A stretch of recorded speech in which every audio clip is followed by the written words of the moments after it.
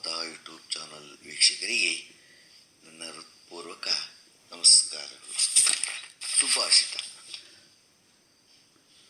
ಭವ್ಯ ಕಟ್ಟಡ ಸೌಧಗಳನ್ನು ಎತ್ತರಕ್ಕೆ ಕಟ್ಟಿದರಷ್ಟೇ ಸಾಲದು, ಅದರ ಜೊತೆಗೆ ಮಾನವೀಯತೆಯ ಆದರ್ಶಗಳನ್ನು ಎತ್ತರಕ್ಕೆ ಬೆಳೆಸಬೇಕಾದದ್ದು ಅವಶ್ಯಕ. ಇವತ್ತು ನಾವು ದಿನಪಂಚಾಂಗಕ್ಕಿಂತ ಮುಂಚೆ ಕಾಶಿಗೆ ಹೋದರೆ ಏನಾದರೂ ಬಿಡ್ತಾರೆ, ತರಕಾರಿನೋ ಹಣ್ಣು, ಏನಕ್ಕೆ ಅನ್ನೋದ್ರ ಬಗ್ಗೆ ತಿಳ್ಕೊಳ್ಳೋಣ.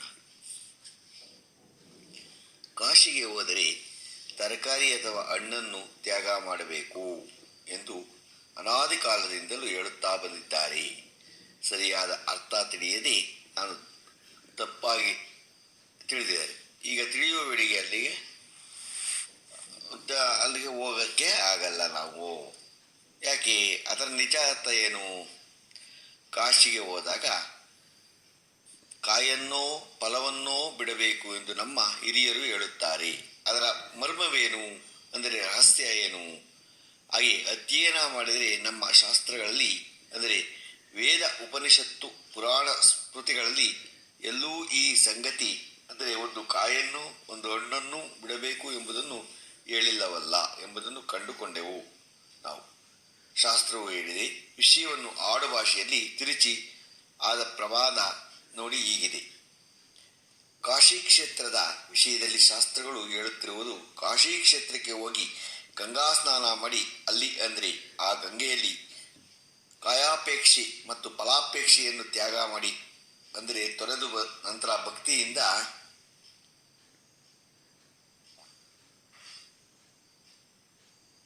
ವಿಶ್ವನಾಥನ ದರ್ಶನ ಮಾಡಬೇಕು ಎಂದು.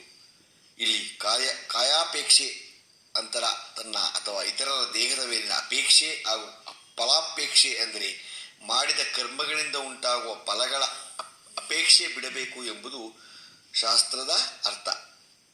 ಇವೆರಡನ್ನು ಮಾಡಿದ ಕ್ಷಣವೇ ಜೀವನ್ಮುಕ್ತಿಯು ದೊರೆಯುವುದು ನಿಶ್ಚಿತವಾಗುವುದು. ಆಗ ಮಹಾ ಸ್ಮಶಾನವಾದ ಕಾಶಿ ವಿಶ್ವನಾಥನ ದರ್ಶನದಿಂದ ನಿಜ ಫಲವು ಮುಕ್ತಿ ದೊರೆಯುತ್ತೆ. ಕಾಲ ಕಳೆದಂತೆ ಈ ಶಾಸ್ತ್ರ ಪ್ರವಚನವು ಅಪಭ್ರಂಶಗೊಂಡು, ಅಂದರೆ ಭ್ರಷ್ಟಗೊಂಡು, ಕಾಶಿಗೆ ಹೋದಾಗ ಒಂದು ಕಾಯಿ ಅಂದರೆ ತರಕಾರಿಯನ್ನೋ ಮತ್ತು ಒಂದು ಫಲ ಅಂದರೆ ಯಾವುದೋ ಇಷ್ಟದ ತಿಂಡಿಯನ್ನೋ ಹಣ್ಣನ್ನೋ ಒಳ ಹಣ್ಣನ್ನೋ ಬಿಡುವುದು ಸಂಪ್ರದಾಯ ಆಯಿತು. ಇದು ಸುಲಭ ಸಾಧ್ಯವಾದ್ದರಿಂದ ಜನರೆಲ್ಲ ಇದನ್ನೇ ಪುರಸ್ಕರಿಸಿದರು. ಕಾಯ ಅಪೇಕ್ಷೆ ಅಂದರೆ ಶರೀರದ ಬಯಕೆಗಳನ್ನು ಮತ್ತು ಫಲ ಅಂದರೆ ಕರ್ಮಫಲಗಳ ಬಯಕೆ ಬಿಡುವುದು ಎಷ್ಟು ಕಷ್ಟ ಎಂಬುದು ಎಲ್ಲರಿಗೂ ಗೊತ್ತಿದೆ. ಆದರೆ ನಾವು ಈಗ ಮಾಡೋದೇನೋ ಒಂದು ಹಣ್ಣನ್ನೋ ಒಂದು ತರಕಾರಿಯನ್ನೋ ಎಲ್ಲ ಬಿಟ್ಬಿಡ್ತೀವಿ ನಾವು. ಆದರೆ ಅದಲ್ಲ, ನಾವು ಕೆಟ್ಟ, ನಮ್ಮ ಒಂದು ಮನಸ್ಸಿನಲ್ಲಿರೋ ಕೆಟ್ಟ ಇದನ್ನ ಬಿಡಬೇಕು, ಒಳ್ಳೆ ಇದನ್ನ ಕಲ್ತ್ಕೊಂಡ್ಬರ್ಬೇಕು. ಅಲ್ಲಿ ಹೋದಾಗ ನಮ್ಮ ಶರೀರದಲ್ಲಿರೋ ಕೆಟ್ಟದ್ದೆಲ್ಲ, ಏನೇ ನಾವು ಕೆಟ್ಟದ್ದು ನಾವು ಮಾಡಲ್ಲ ಇನ್ಮೇಲೆ, ಇಷ್ಟು ದಿನ ಮಾಡಿಬಿಟ್ಟಿದ್ದೀವಿ ಅನ್ನೋದನ್ನಲ್ಲಿ ಬಿಟ್ಟಾಗ ಮಾತ್ರ ಸಾರ್ಥಕ ಆಗತ್ತೆ ಅನ್ನೋದನ್ನ ಪುರಾಣ ಕಥೆ ಹೇಳತ್ತೆ.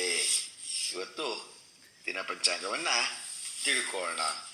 ದಿನಾಂಕ 9/9/2024 ಸೋಮವಾರ, ಶ್ರೀ ಕ್ರೋಧಿನಾಮ ಸಂವತ್ಸರ, ದಕ್ಷಿಣಾಯನ ವರ್ಷ ಋತು ಭಾದ್ರಪದ ಮಾಸ ಶುಕ್ಲ ಪಕ್ಷ, ತಿಥಿ ಷಷ್ಠಿ, ಹಗಲು 4:34, ನಕ್ಷತ್ರ ವಿಶಾಖ, ಹಗಲು 2:28, ಮಳೆ ಪೂರ್ವಭಾದ್ರ 3ನೇ ಪಾದ, ರಾಹುಕಾಲ 7:44 9:16, ಗುಳಿಕ ಕಾಲ 1:52 3:24, ಯಮಗಂಡ ಕಾಲ 10:48 12:20.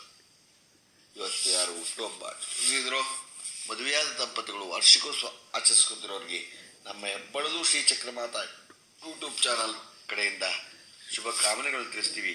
ದೇವರವರಿಗೆ ಆಯಸ್ಸು, ಆರೋಗ್ಯ, ಐಶ್ವರ್ಯ ಎಲ್ಲ ಕೊಟ್ಟು ಕಾಪಾಡಲಿ ಅಂತ ನಾನು ಕೇಳ್ಕೊತೀನಿ.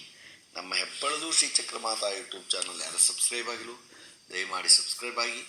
ಇದು ನಿಮ್ಮದೇ ಚಾನಲ್ ಆಗಿರೋದ್ರಿಂದ ನಮ್ಮ ಲಿಂಕನ್ನು ಬೇರೆ ಗ್ರೂಪ್ಗಳಿಗೆ ಫಾರ್ವರ್ಡ್ ಮಾಡಿ. ನಮಸ್ಕಾರಗಳು, ನಮಸ್ಕಾರಗಳು, ನಮಸ್ಕಾರಗಳು.